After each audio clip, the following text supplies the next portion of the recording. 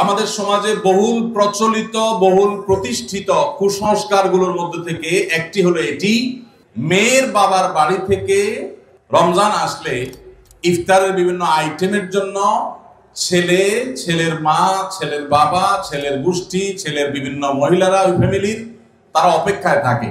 আল্লাহর জমিনে যদি 10টা নিকৃষ্টতম ছোট লোকই থাকে তার একটা হলো এইটা। যুবক ভাইরা, কোন যুবক হাত তুলে বলতে পারবেন যে আমার শ্বশুরবাড়ি থেকে রমজান উপলক্ষে এরকম কোন ভিক্ষাবৃত্তি আমরা করতে দেই নাই? বলতে পারবেন কেউ? দেখি কার কার বউকে পাঠা বলা আছে, হাত তোলেন।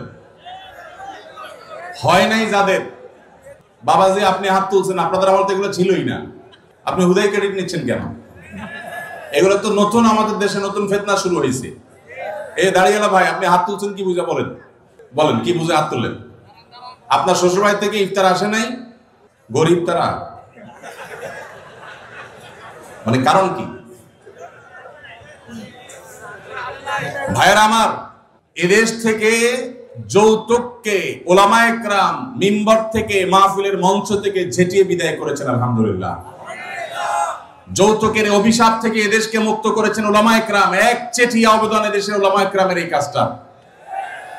যৌতুক চলে গেলে কি হবে? ইফতারের নামে যৌতুক এখনো বাকি আছে, এইটা আমাদের দূর করতে হবে কি হবে না? অনেক যুবক আছে তারা বলে যে আমার শ্বশুরবাড়ির লোকেরা খুশি মনে দেয়। ভালো করে শুনে রাখেন, 2 নম্বরের অপর নাম হলো এখন খুশি মনে দেওয়া। ঘুষখোর সেও বলে খুশি হয়ে দিস, যৌতুকখোর সেও বলে বেহিসাব খুশি হয়ে দিস। শুধু খুশি হয়ে না, জোর করেও দেয়। জোর করে দিবে না কি করবে? তার মেয়েটার শান্তি দরকার তার। আপনি যদি বাপের বেটা হয়ে থাকেন, মুসলমানের সন্তান হয়ে থাকেন, বিনয়ের সাথে শাশুড়িকে বলবেন, শ্বশুরকে বলবেন কোনো কিচ্ছু আমার এখানে পাঠাবেন না, পাঠালে আমি মনে কষ্ট পাবো, উল্টা পারলে আমি দিব।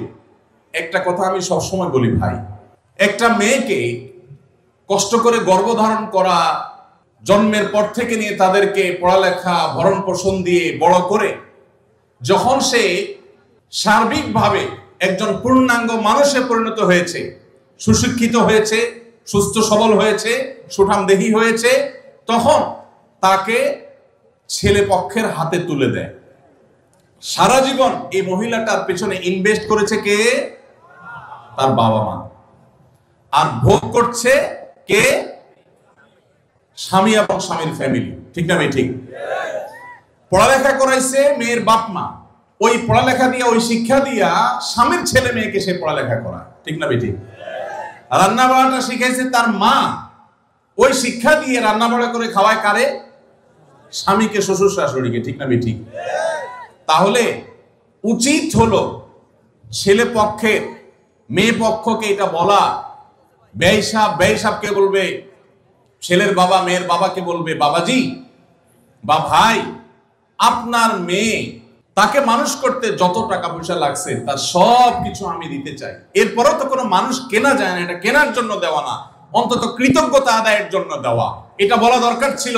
সেটা না করে উল্টা আস্ত একটা মেয়ে দিয়ে দিল, তার সাথে আবার আপনি যৌতুক আশা করছেন। আপনার চাইতে বড় ছোট লোক আল্লাহর জমিনে আর হতে।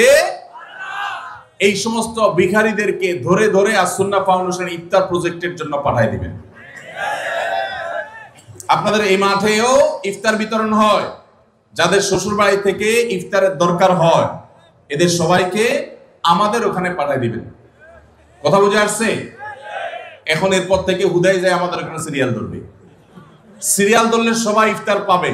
শর্ত হলো সে প্রকাশ্যে ঘোষণা দিবে, আমি শ্বশুর বাড়ি থেকে ইফতার প্রত্যাশী ছিলাম, কিন্তু সেখান থেকে ইফতার পাওয়ার কোনো ক্ষীণতম সম্ভাবনা না থাকায় আমি নিরুপায় হয়ে এখন সুন্নাহ ফাউন্ডেশনের দ্বারস্থ হয়েছি।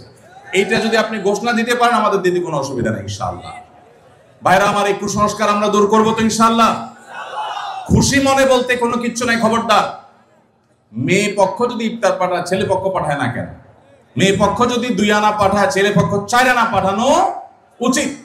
অনেক মহিলারা আছে ফ্যামিলির, তারা খোঁচাখুচি করে বৌমাকে। আল্লাহ আমাদের এই কুসংস্কার থেকে মুক্ত থাকার তৌফিক দান করুন।